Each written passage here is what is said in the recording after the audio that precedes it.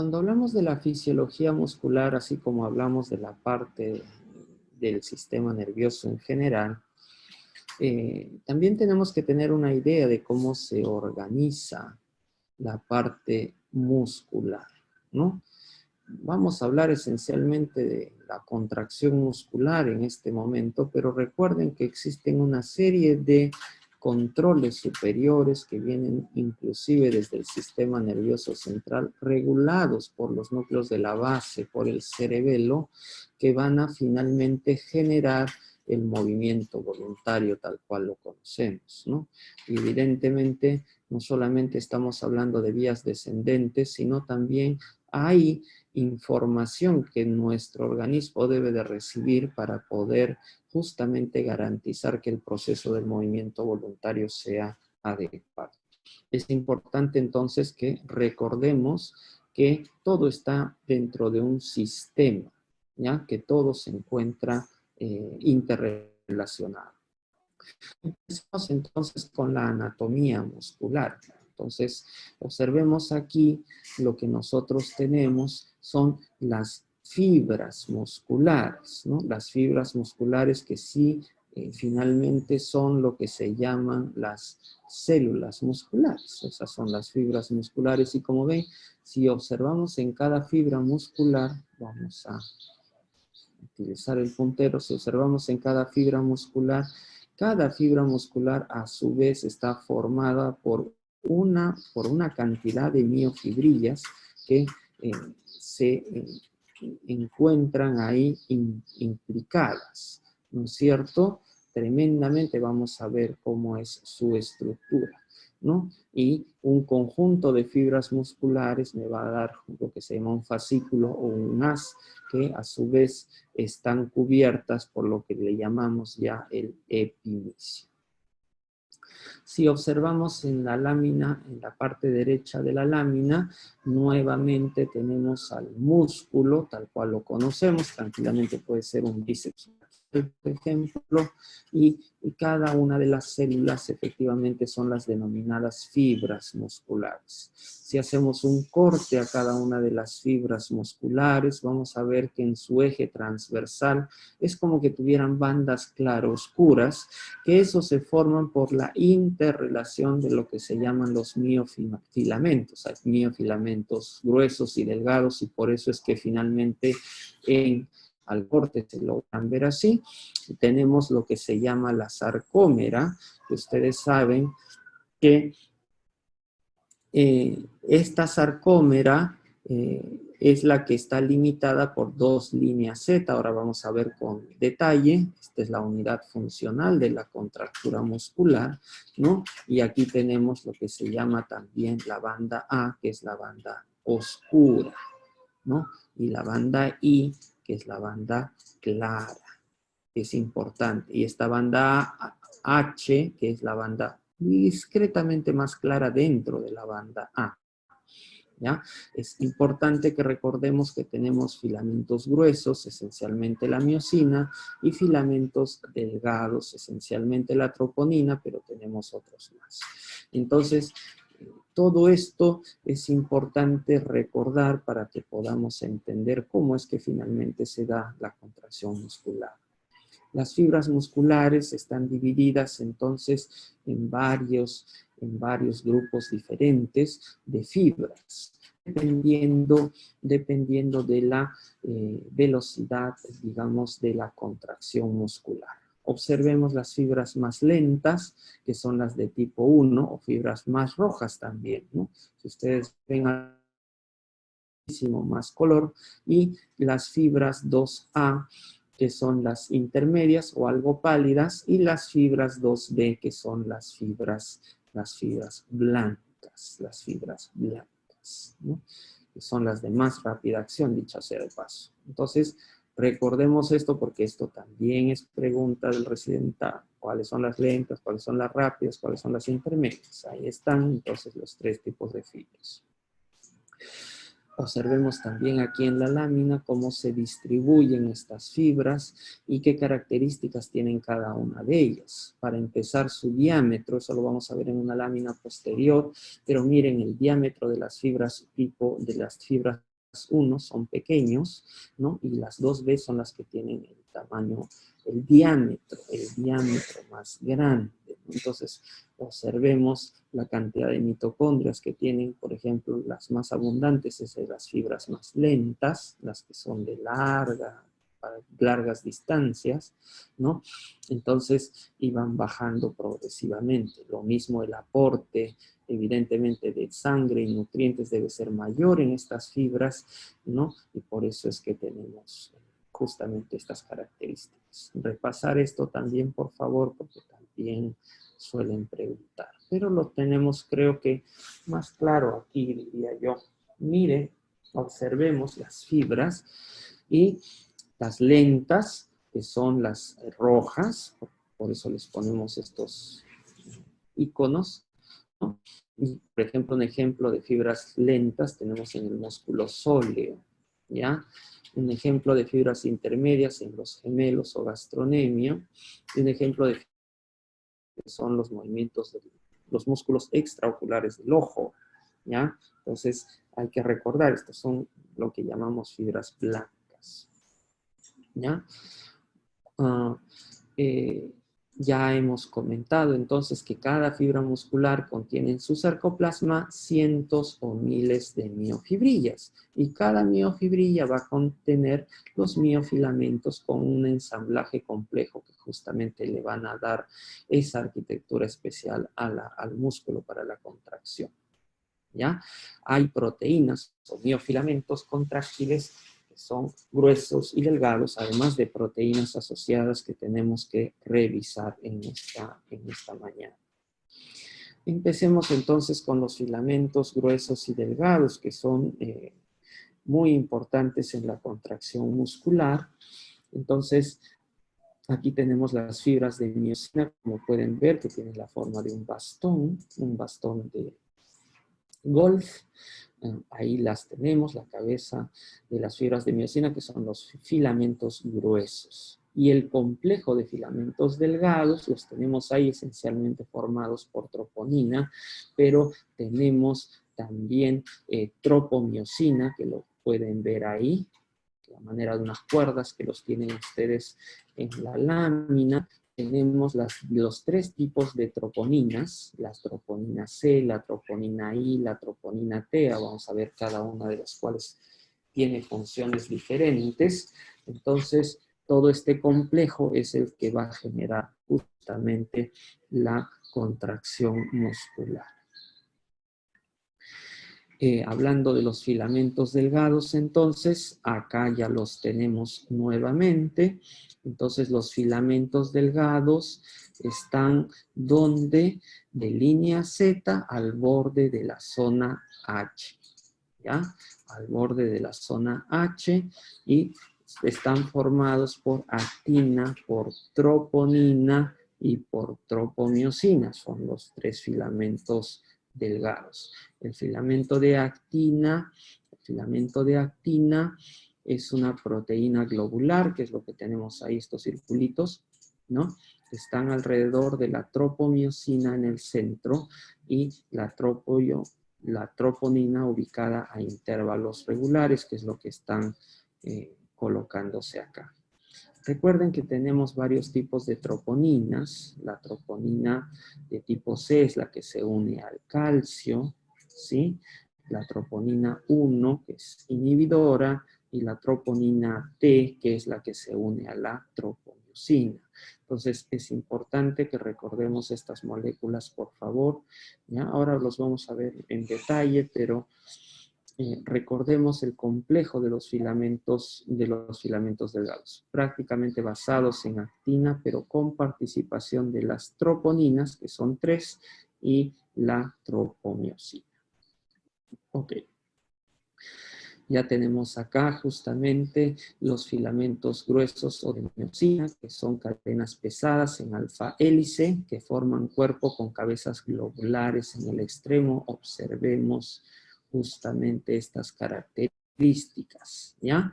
A nivel de la cabeza es donde se encuentra una enzima con actividad ATPasa, que es la que es importantísima para este proceso de deslizamiento de unas fibras sobre las otras, de unos filamentos sobre los otros, que es el principio de la contracción muscular, ¿ya? Entonces es importante recordar. La estructura de los filamentos gruesos, entonces, tienen un ensamblaje muy particular, ¿no? En forma de uso con puentes cruzados, ¿ya? Hay una articulación entre la cola, a nivel de la cola, y la cabeza flexible, ¿ya? La cabeza flexible, ahora lo vamos a ver. Quizá en los gráficos no es tan claro ver esto. Nuevamente repasemos, porque a pesar de que en realidad no tiene, al menos desde mi punto de vista, una súper tremenda importancia, pero estas limitaciones que tenemos de la sarcómera en fibras, en bandas gruesas, bandas claras y oscuras, siempre han sido motivos de pregunta en los exámenes. Entonces, recordemos, por favor, las bandas Z están a mitad de distancia dentro de las bandas claras, observen ustedes. Entre banda Z y banda Z es lo que le llamamos a la sarcómera, que es la unidad funcional, ¿ya?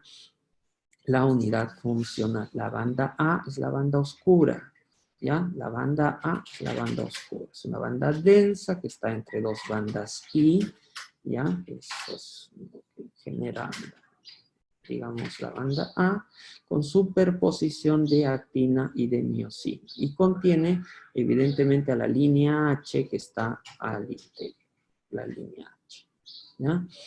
Las bandas I son las bandas claras, ¿ya? Son las bandas claras donde solamente hay actina. Eso pregunta. Entonces, ¿dónde hay miosina? En las bandas A. En las bandas I hay miosina, no, solamente hay actina, ¿ya? Solamente hay actina, ¿ya?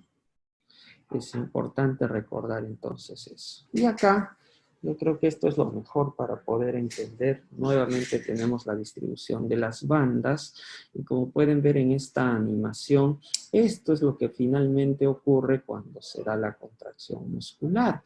Lo que estamos observando entonces es que hay un acercamiento de las bandas A, como pueden ver, ¿no? Entonces, ¿las bandas A cambian de tamaño durante la contracción? No, solo se acercan unas tras otras, pero se mantienen. Acá dice, la banda A se aprecia sin cambios de longitud, solamente se acerca. Lo que está cambiando de longitud son las bandas I sí se están haciendo mucho más angostas, ¿no es cierto? Eso es lo que debemos de recordar. Esto es lo que preguntan. La banda A es la que no cambia de tamaño durante la contracción muscular. Ok, acá tenemos unas proteínas que son estructurales a nivel de la sarcómera, toda la arquitectura. Creo que lo tenemos mejor en esta lámina con el sistema de túbulos, ¿no? Recordemos esto, el sistema de túbulos T es importante. Tenemos los túbulos T a este nivel, ¿no? A este nivel, que están en lo que le llamamos una triada, porque están, digamos, en ambos lados limitados por lo que se llama retículo sarcoplásmico, ¿ya? Los dos retículos sarcoplásmicos más los túbulos en T son los que forman la famosa triada de la sarcómera. Entonces es importante recordar esta triada también. ¿Qué pasa en la contracción muscular? Ya lo hemos comentado, pero acá hay algunos detalles que les puede ayudar a tener en claro, ¿no?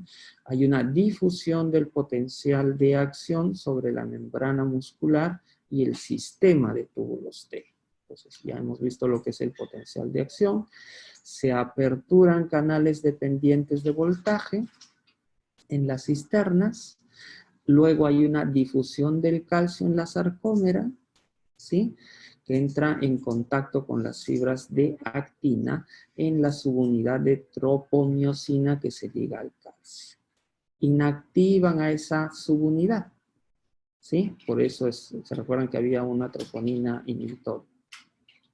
Inactivan y hay una liberación del sitio común para la cabeza de la miosina, y la unión de la cabeza de la miosina a la actina es la que genera este desplazamiento con acortamiento de la sarcómera.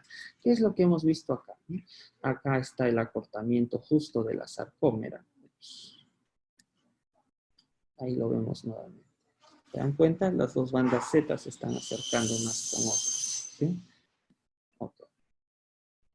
Muy bien, entonces hemos hecho una rápida evaluación de lo que es el fenómeno de contracción muscular para que ahora nos concentremos en la unión neuromuscular, que es otro de los aspectos que en neurofisiología es importante recordar.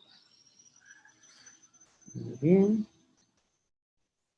Entonces, en la unión neuromuscular, en realidad, ¿de qué estamos hablando? Pues estamos hablando de una sinapsis, nada más. Es una sinapsis química modificada solo con la diferencia de que lo que tenemos como membrana presináptica es el botón de una neurona que conduce la actividad motora, y a nivel de la membrana postsináptica estamos hablando de la fibra muscular.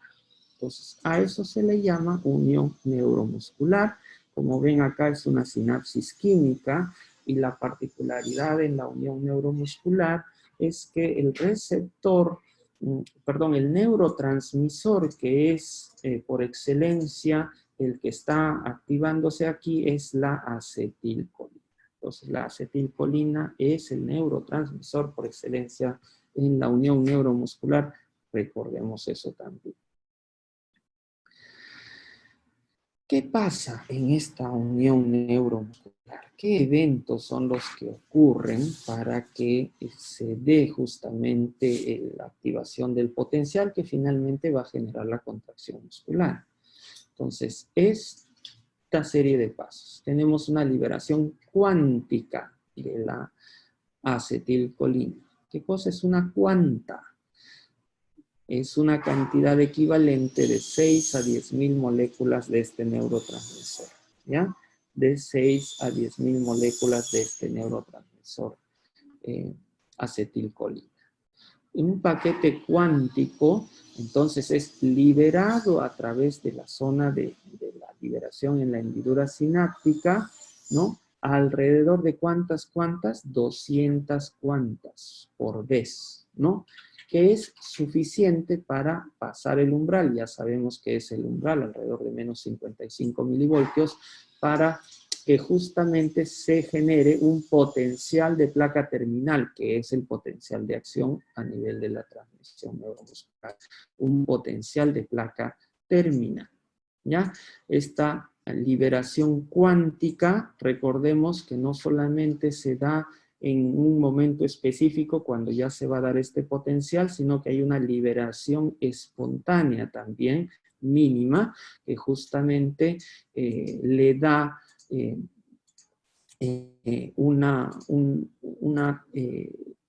digamos, lo que es el trofismo al músculo, ¿no? La liberación, entonces, no cuántica, espontánea, es la que le da el trofismo. Esa es otra pregunta del occidental.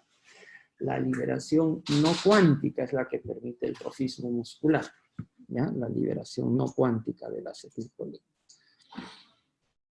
¿Ok?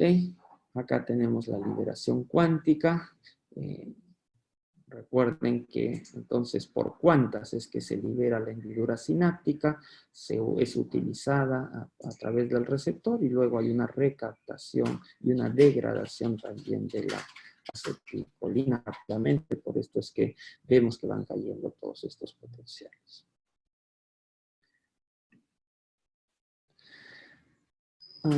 A la unión neuromuscular, entonces, vamos a ver algunos detalles de la propagación del potencial.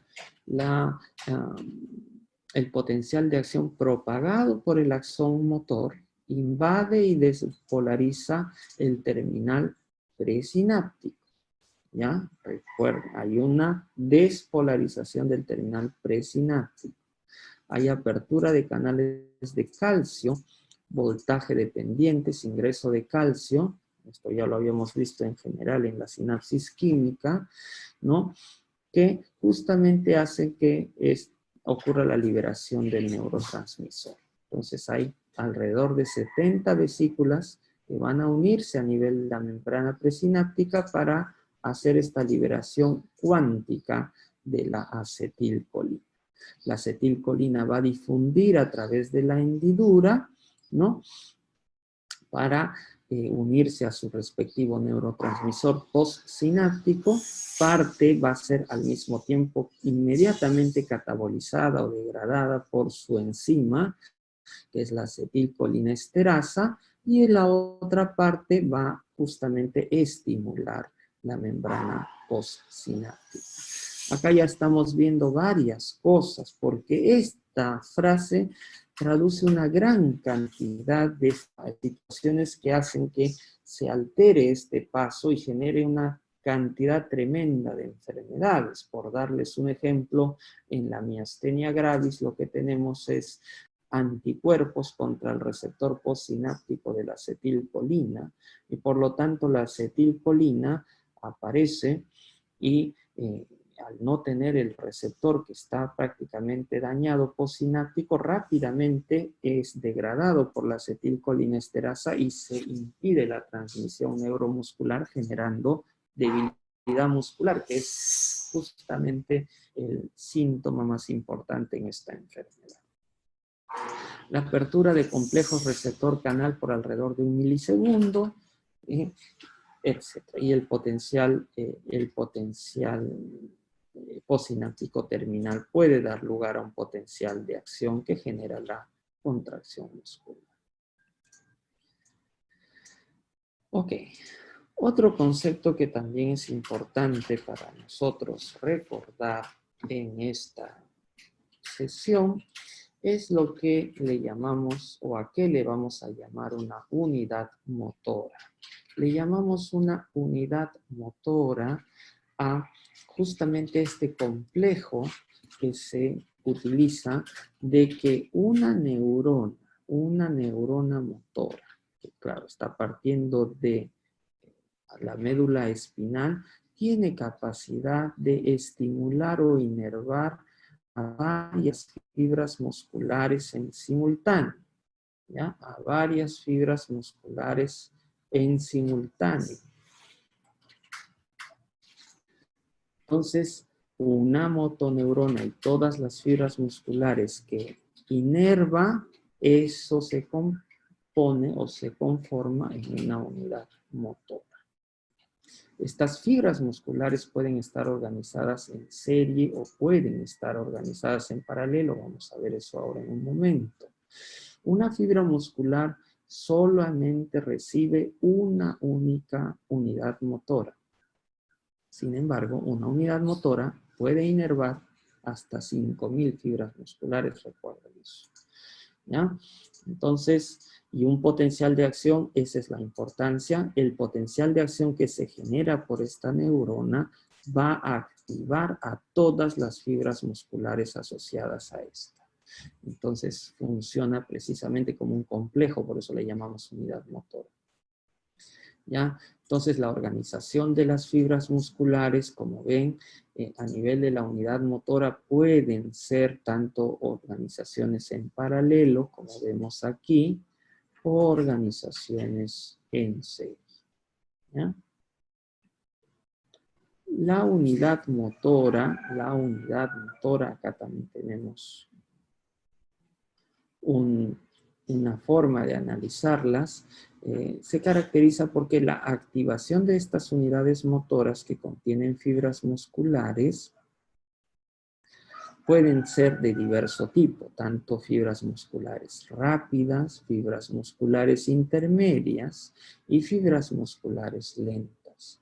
Entonces, vamos viendo cómo se van activando estas fibras dependiendo de su velocidad de activación. Ya hemos visto las 3 características que tienen. Entonces, en una unidad motora podemos tener los 3 tipos de fibras musculares. ¿Ya?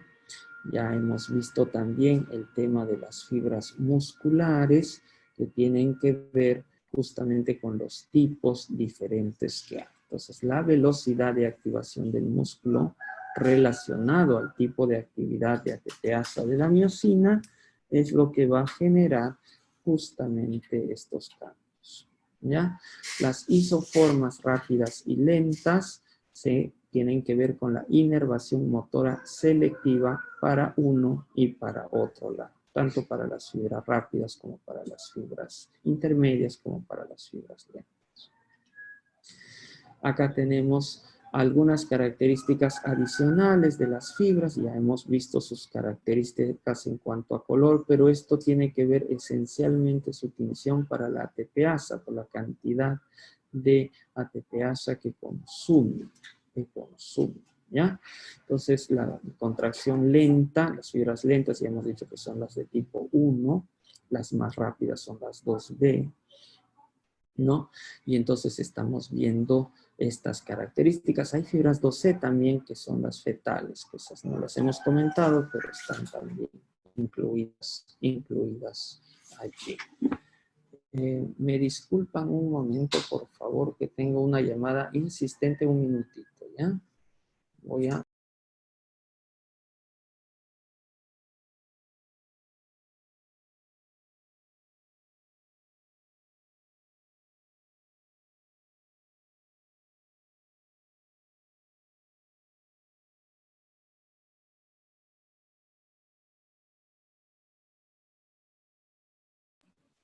Mil disculpas, tenía que tomar una llamada. Entonces, recordemos esta tabla. Yo diría que sobre todo recordar el tema de que las fibras que tienen mucha mayor, que son para las distancias más largas, que son las de tipo 1, requieren mayor consumo de energía, ¿no? Y por lo tanto van a requerir justamente mayor actividad ATPasa. Muy bien.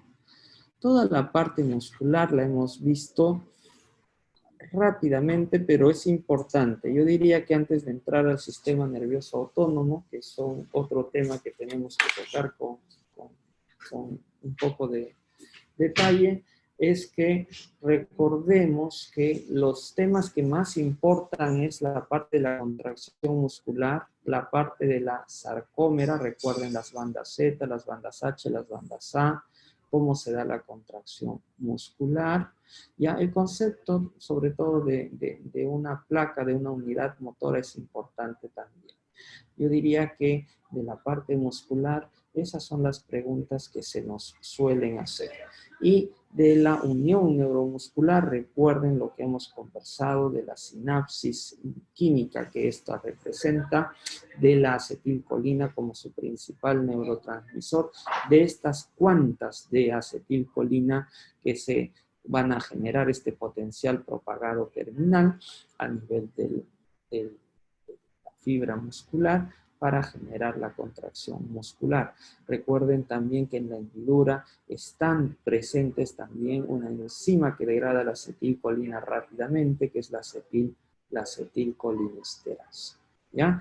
Y recuerden que hay una producción no cuántica de la acetilcolina, que justamente es la que garantiza el trofismo muscular, que es lo que habíamos comentado.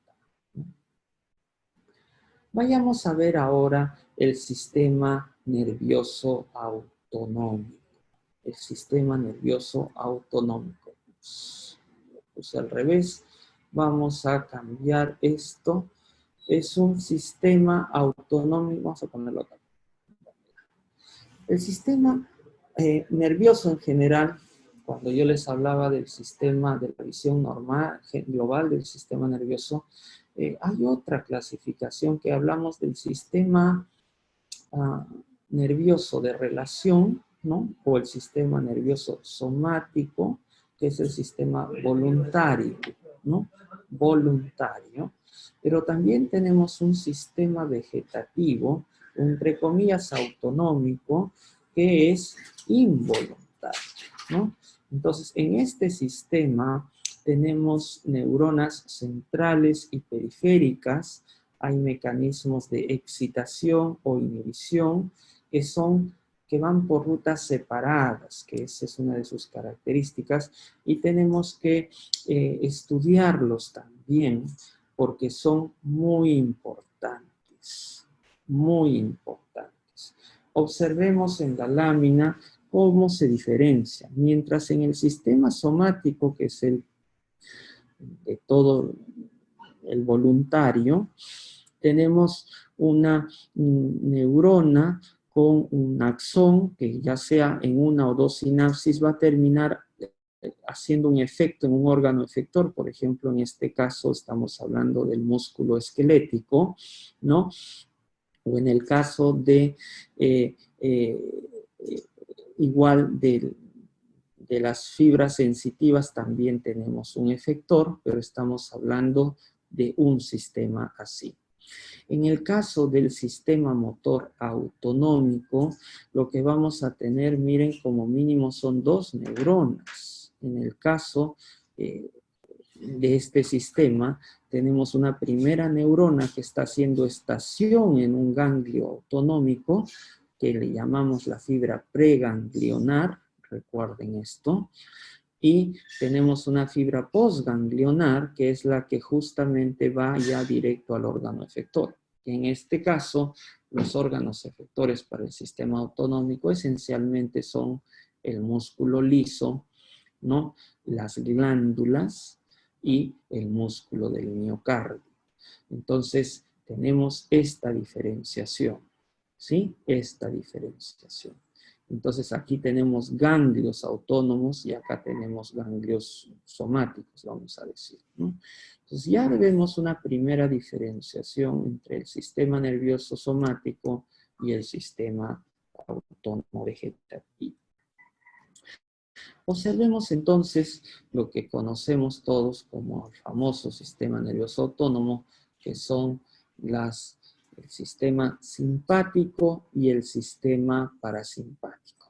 Esta lámina es bastante ilustrativa. Solamente recordar esta lámina creo que nos ayudaría muchísimo a entender cómo funciona este sistema. Empecemos por el sistema simpático, que es el que tenemos hacia la izquierda de la lámina y en tonos de verde. Observen ustedes cómo es que se da. Identifiquemos entonces nuevamente las fibras preganglionares y las fibras postganglionares. Como ven en el sistema nervioso simpático, esto está iniciándose a nivel de la médula espinal, desde la región cervical hasta la región sacra. En cada uno de los segmentos estamos teniendo fibras preganglionares que van del sistema nervioso simpático por cada región. Observen, en azul nos han puesto la fibra preganglionar, y si ustedes ven en la laminita, esta fibra preganglionar, neurona preganglionar, es una neurona colinérgica. Colinérgica. Es importante recordar eso, porque la postganglionar del sistema nervioso simpático, la que va del ganglio autonómico hacia el órgano efector, es de color rojo, y esta postganglionar es una neurona noradrenérgica. Entonces, recordemos, en el simpático tenemos a nivel preganglionar una transmisión colinérgica y a nivel postganglionar una transmisión noradrenérgica, y eso también es pregunta de examen, ¿no? En general, si vamos a hablar del sistema nervioso simpático, debemos recordar lo siguiente, y eso siempre ayuda, ¿no? Que es preparación para la acción, o en inglés le llaman prepare to flight or fight. Eso significa que este sistema nervioso autónomo está hecho de tal manera que prepara rápidamente todo nuestro organismo para una condición en la cual de por medio está nuestra supervivencia. Eso significa que vamos a priorizar, darle sangre, nutrientes y demás a los órganos que se van a encargar de la huida de algún peligro, ¿no? Más o menos ese es el sentido que tiene el simpático. Y si eso lo entendemos así, vamos a rápidamente entender qué es lo que pasa. Porque si yo tengo que prepararme para la huida, en primer lugar le voy a dar sangre al corazón. Pues tiene que bombear más rápido el corazón, rápidamente. ¿A qué? A los músculos. La sangre se deriva tremendamente a los músculos para la huida, a expensas de qué? De que le quito sangre a todo lo demás. Le quito sangre a la piel, le quito sangre a todos los sistemas digestivos y demás. Y por supuesto también voy a broncodilatar los bronquios para poder tomar mucho más oxígeno que me permita justamente esta preparación para la huida. Se dilatan las pupilas. ¿Por qué? Porque la idea es que tengamos una mejor visión en esta estrategia de huida, de escape, y eso es lo que esencialmente nos genera.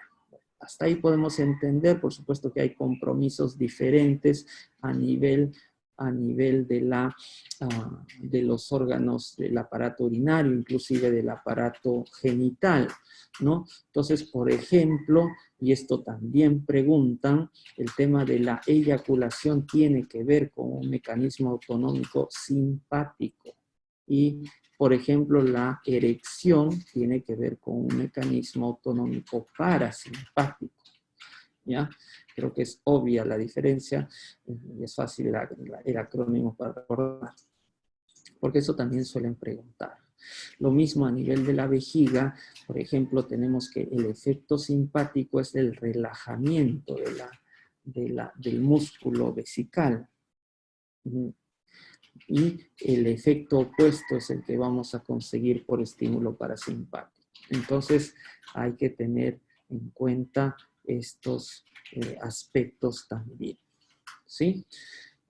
Eso es, grosso modo, lo que tenemos a nivel simpático. Ahorita vamos a ver más el detalle, pero a nivel parasimpático tenemos otras características. Nuevamente, ubiquemos las dos fibras, la fibra preganglionar y la fibra postganglionar. A diferencia del simpático, miren, en el simpático la fibra preganglionar tiene un recorrido más corto, porque va desde la médula hasta el ganglio autonómico, ¿no? Y el recorrido más largo es el postganglionar. Y en el parasimpático es al revés, el recorrido más largo es el preganglionar, miren, hasta el ganglio donde hace estación la segunda neurona, y la neurona postganglionar es la que generalmente ya está mucho más cerca a su órgano efector. Entonces esa es una de las diferencias que tiene el parasimpático con respecto del simpático. Y la otra es claramente que está señalada aquí en colores, que tanto la fibra preganglionar como la postganglionar parasimpática son de tipo colinérgico. Entonces el parasimpático es absolutamente colinérgico, pre y postganglionar. El simpático es colinérgico pre y noradrenérgico post. Recordemos eso también, por favor, porque eso es importantísimo. ¿Ya? Y entonces las actividades que generalmente va a hacer el parasimpático son las opuestas a la que genera el simpático. Entonces, si el simpático me dilata la pupila, el parasimpático me contrae la pupila. Si el simpático me dilata los bronquios, el parasimpático contrae los bronquios. Si el simpático acelera la frecuencia cardíaca, el parasimpático disminuye la frecuencia cardíaca. Si el simpático inhibe la digestión, el parasimpático activa la digestión y todas las vísceras y demás. Entonces, tengan en cuenta todos estos detalles y el detalle a nivel de la vejiga, que es muy importante, y a nivel de los órganos genitales también, porque son las preguntas que suelen hacer en cuanto a función de simpático y parasimpático. Esta lámina, yo diría que es un tesoro de los que he encontrado y en Purves está genial, porque nos permiten, miren, dar una mirada muy global a todo este aspecto y poder explicar con claridad todos estos detalles del sistema nervioso autonómico y entre los dos sistemas. Ahora sí, vista la visión global, vamos a ver un poquito algunos detalles. Por ejemplo, hablemos primero del sistema simpático. Y a nivel del simpático, lo que vamos a tener son, a nivel de estructura anatómica, ya lo hemos conversado. Tenemos dos neuronas, una primera neurona que va desde, como ven, una región específica a nivel de la sustancia gris de la médula espinal, hasta hacer estación a nivel de su respectivo ganglio prevertebral. Generalmente estamos hablando del simpático, y de ahí ya va a su segunda neurona hacia donde corresponde pues su órgano efector. Estamos viendo en esta parte inferior todos los segmentos de los cuales tenemos justo fibras simpáticas, que es prácticamente de toda la región a nivel torácico completo, pero miren, a nivel del tórax, del segmento torácico, tenemos justamente a nivel de la sustancia gris en la médula espinal, que existen las columnas celulares intermedio-laterales, ¿no? A nivel del cuerno lateral, que es donde se encuentran los núcleos de la primera neurona preganglionar del sistema simpático. Nuevamente tenemos acá, este segmento también es importante, preganglionar, entonces llega hasta su ganglio simpático y de ahí hacia el órgano efector. Esta ruta, la preganglionar es corta y la postganglionar generalmente es más larga a nivel del simpático, ¿no? ¿Cómo estaban organizados? Tenemos justamente la salida, sobre todo a nivel del segmento torácico y parte del lumbar, todas las salidas justo de este sistema simpático que tenemos y están saliendo, como ven, hacia los ganglios le llamamos cervical superior, medio, el ganglio estelar, ganglio celar, ¿no? Y todos los demás ganglios celíaco y demás que tenemos para los diferentes órganos. Entonces, prácticamente el simpático está comprometiendo o está saliendo de los segmentos tórax, dorso, lumbares de la médula espinal, ¿ya? La parte dorsal más alta es la que justamente va a dar lugar y hacer estación en los ganglios que le llamamos cervicales, justamente para órganos que tienen que ver con el cuello, las glándulas y demás, la cabeza, etc. Y de las regiones progresivamente más inferiores están los demás órganos, ¿no? Los demás órganos. Eso es, grosso modo, el simpático. Grosso modo, el parasimpático, ya lo hemos dicho, a nivel del parasimpático tenemos otros núcleos ya un poquito más centrales, porque en el parasimpático sí tenemos compromiso de los nervios, algunos núcleos de los nervios craneales que están también participando. Entonces hay efectos que tienen que ver justamente desde los núcleos que van para los oculomotores del tercer nervio craneal, del séptimo, del noveno, del décimo nervio craneal, que tienen que ver con funciones parasimpáticas. Tenemos un segundo momento que tiene que ver, este es el segundo momento, tiene que ver además los núcleos salivales, los núcleos dorsal del vago, que los tenemos a nivel del tronco cerebral, y tenemos también otro componente parasimpático a nivel sacro, que tiene un comportamiento un poquito más parecido al simpático, con una primera neurona preganglionar que va hasta su ganglio parasimpático, y de ahí a nivel visceral, ¿no? Entonces, miren que el parasimpático no está tan organizado como el simpático, está en varios sitios, pero finalmente tiene una distribución, una función que más o menos tiene un equiparable. A nivel de la médula espinal en la sustancia gris, a diferencia del simpático, miren los núcleos de las neuronas parasimpáticas preganglionares están a nivel de la zona gris intermedia, a nivel de la zona gris intermedia. ¿Ok? Entonces, nuevamente para repasar el parasimpático, tenemos las fibras parasimpáticas en general, ya hemos dicho, las preganglionares, que son mucho más largas, y las postganglionares, que son más cortas. Recuerden, todo es aquí acetilcolina. A nivel, por ejemplo, del mesencéfalo, en el núcleo, porque estas fibras se unen a las fibras del motor ocular común del tercer nervio craneal. Entonces tenemos justamente acá su primera neurona, se estaciona en el ganglio ciliar y luego va al músculo constrictor de la pupila, porque lo que hace es miosis, evidentemente. Porque si el simpático hace midriasis, el parasimpático hace lo opuesto. A nivel del puente, donde está el nervio 7, el séptimo nervio craneal, también tenemos funciones que tienen que ver con las glándulas lacrimales, con las glándulas salivales también, ¿no? Que tienen más o menos la misma estructura que les estoy mencionando, ¿no? Y tenemos lo mismo así con los demás nervios craneales, tenemos la participación, ya les digo, del 9, del 10, y a nivel de la región sacra, que tiene que ver con los nervios esplácnicos, que están justamente orientados a la parte del colon descendente, de la vejiga, del recto y de los órganos genitales. Entonces, este segmento también es importante de recordar. ¿Ya? Justo como les mencionaba, el tema de la vejiga es un tema que es muy importante cuando hablamos del control autonómico, así es que es importante también repasarlo un poquito de manera específica, ¿no? Entonces, cuando hablamos de la inervación vesical, estamos hablando de músculos que son importantes a recordar y observemos, por favor, a ver si no nos confundimos, porque siempre termina esto siendo una confusión.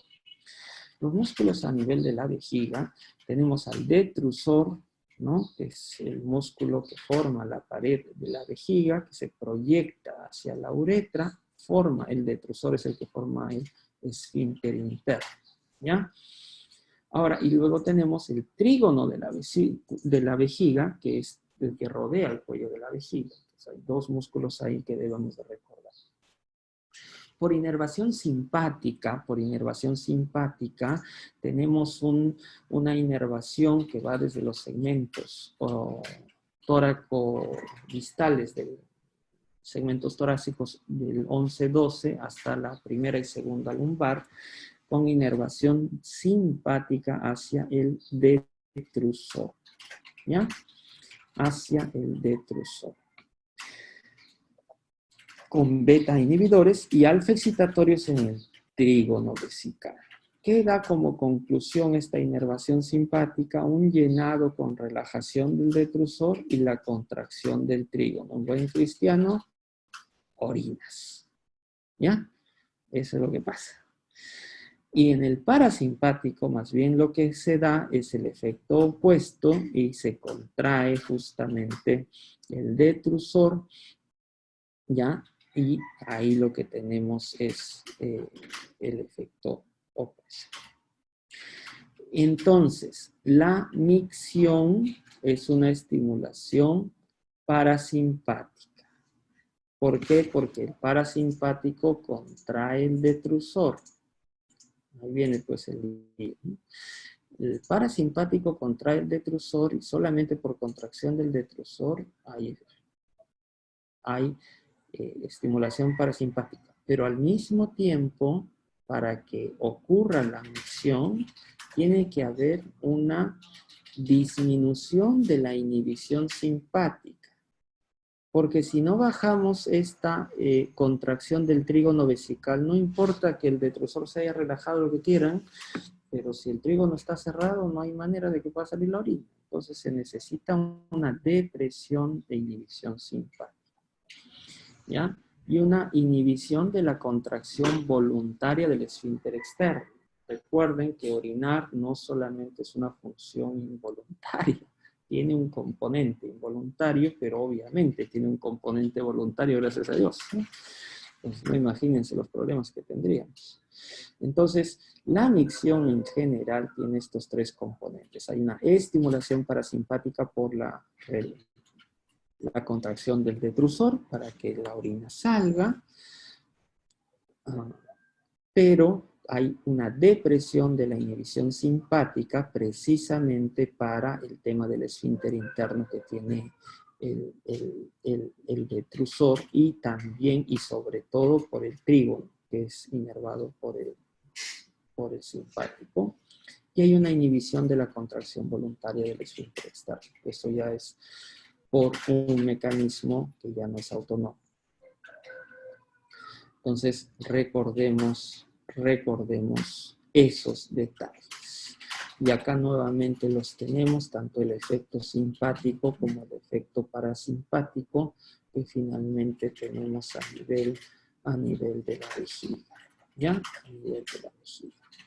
Tanto simpático como parasimpático, como habíamos dicho, ¿no? Nuevamente tenemos a nivel del simpático, miren esta fibra que está llegando a nivel del trígono vesical, ¿cierto? Esta otra que está llegando a nivel del detrusor.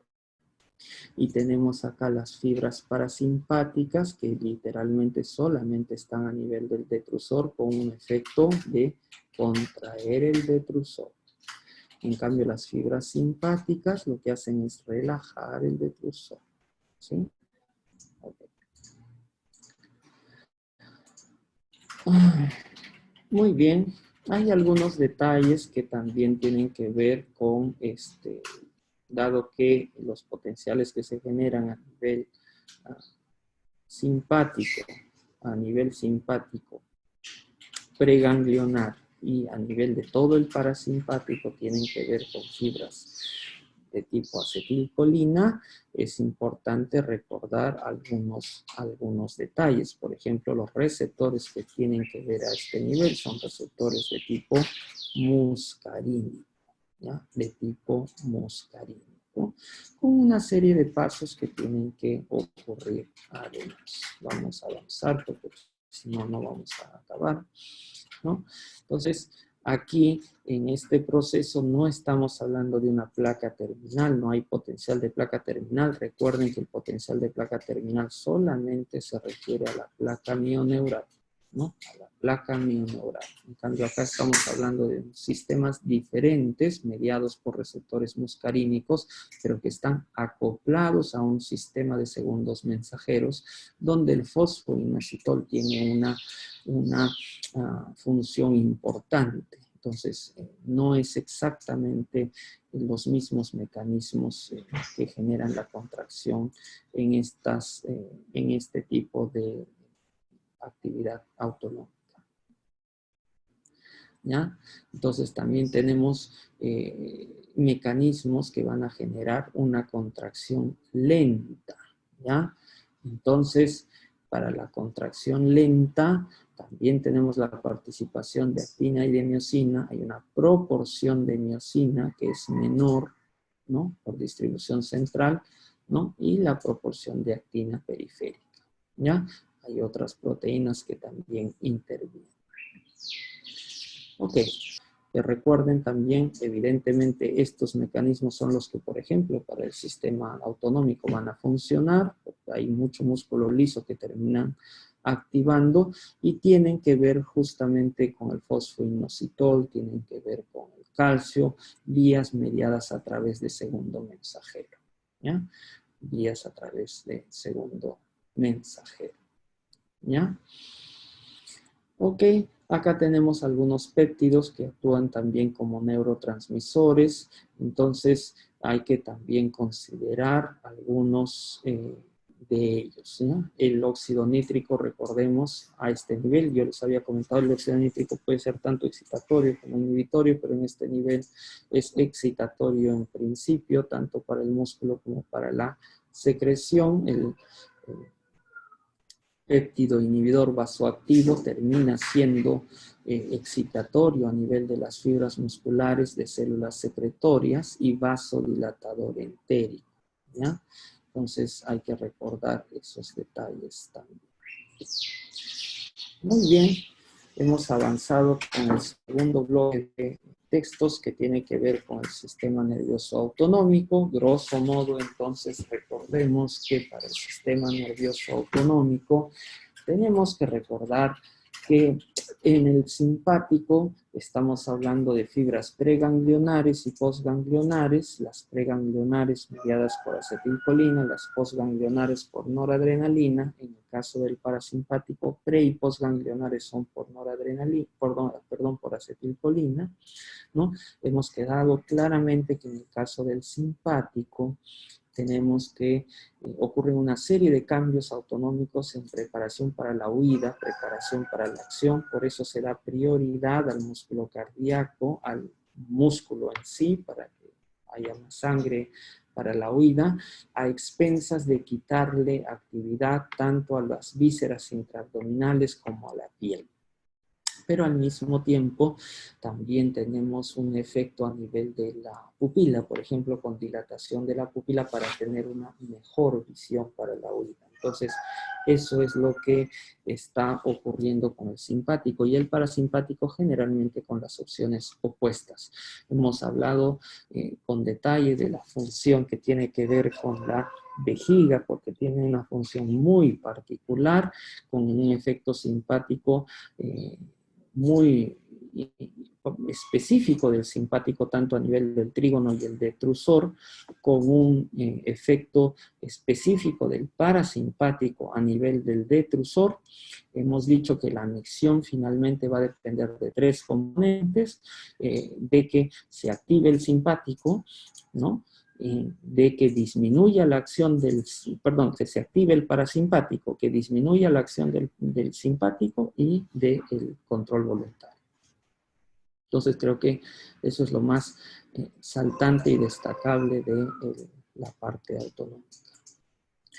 Muy bien, vamos a entrar ya a un tema que es un poco más relajado, diría yo, entre comillas, que tiene que ver con el sueño, porque hay muchas preguntas que vienen con respecto al sueño. Miren, colegas, el sueño, como comprenderán, es una función fisiológica tremendamente importante en cualquier individuo, ¿no es cierto? De hecho, es tan importante que 1/3 de nuestra vida nos la pasamos durmiendo. Algunos un poquito más, ¿no? Otros un poquito menos. Entonces, es importante que tengamos en cuenta esta trascendencia. Observen ustedes cómo va cambiando las horas de sueño que nosotros tenemos a medida que vamos avanzando en la vida. Los neonatos, los recién nacidos, duermen muchísimo, ¿no? Duermen muchas horas, y eso es propio de su edad, pero a medida que avanzamos observemos que el número de horas va disminuyendo hasta un promedio de 8 horas en la adultez, ¿no? 8 horas entre comillas, ¿no? En fin, ¿no? Entonces, es importante que tengamos eso. Y al mismo tiempo, si estamos hablando de tiempo total, eso es una cosa, pero cuántos periodos de sueño hacemos también varía. Un neonato, un neonato, cucerullos.